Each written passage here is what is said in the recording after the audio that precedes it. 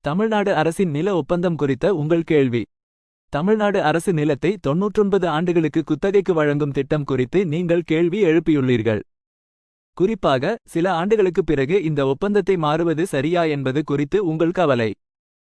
இது குறித்த சில கருத்துகள். ஒப்பந்தத்தின் நீளம் 99 ஆண்டுகள் என்பது நீண்ட காலம். இந்த காலத்தில் பல மாற்றங்கள் நிகழலாம்.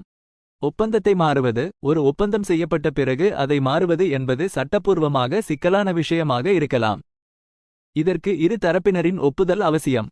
அரசின் கொள்கை மாற்றம். அரசின் கொள்கைகள் எப்போது வேண்டுமானாலும் மாறலாம்.